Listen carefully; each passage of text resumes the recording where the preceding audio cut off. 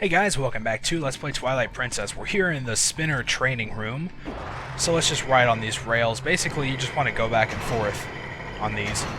This can be a little tricky to time with the spike thing, though, and sometimes you'll kind of screw up and start going backwards. Because if you get hit by the spikes while you're on this thing, then it'll actually will cause you damage, so just make sure to watch out for that. Anyway, once we come up here, there's a Stalfos waiting for us. So let's take care of it. Bomb arrows will do it.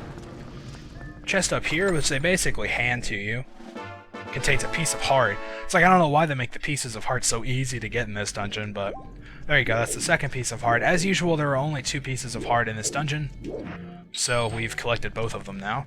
Now this can be a real pain to time. As you can imagine, if you get hit by those spikes while you're riding, then it will knock you off and you have to do this again. So what I like to do is basically, when it's just about to hit the right, get on the spinner, and then you'll make it through unharmed. So it's just, you have to jump between tracks by hitting the A button, and you'll have to do that numerous times later on here in a little bit. So we get to ride this up. This is a pretty awesome room. I love how they designed this.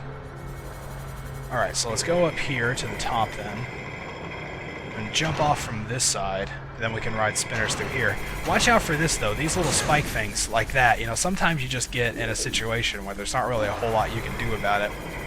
And it's pretty much impossible to time. You really just have to keep trying until you can get a pattern you can actually survive. So just jump from side to side, like this, and then eventually you'll get to the door. And this door actually leads us out to the boss key. So we're actually pretty close to done with this place. We got the big key, boss key, it's all the same thing. So then we have to use the spinner in order to get back. And this room will look familiar. It's this big open room with the gears in it and everything. Where I said we couldn't get there before. Or the boss key right there. Okay, had to point in the right direction. But we can get there now that we have the spinner. And also we can do something in here now. If we ride the spinner into this little gear thing, we can tap A in order to get all these gears moving. And you're going to do this a couple of times in this dungeon here.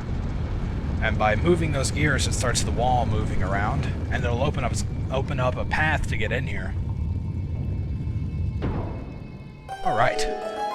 So let's head into our newfound area and make our way up through the sand. Now basically you want to ride the spinner around. As you can see, there's sort of like a platform in the middle, and you're gonna have to jump to it from somewhere on the stairs, and it's kind of difficult to do actually. So just hit the spinner button again whenever you're ready to get off, and line yourself up with the edge of this platform here, and if you get a running jump and roll into it, you can just grab onto the edge. That's a pretty demanding jump, but it can be made. It's not that hard. So let's just spin this thing around. I don't know why Link has to bounce up and down to get the thing moving. Is that like how it powers it or something? And by doing that, it makes this little serpentine rail appear in the middle. So let's ride it up. And look where this leads. This leads us right to the boss door. So hey, we're at the end of this dungeon already. We've got time to do this. We're only just under 4 minutes in, so we've got plenty of time. This boss can take a little while, though. It's not that it's difficult.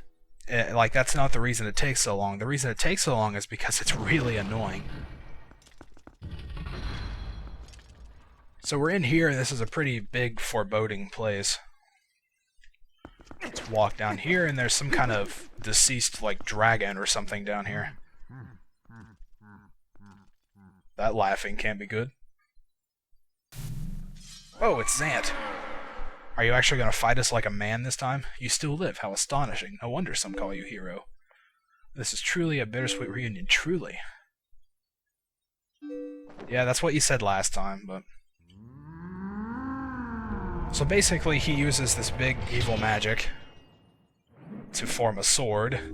I don't know why he has to do it this way, but he forms a sword which he stabs into the skull here. And, of course, as you might have guessed, it's going to bring this huge thing to life.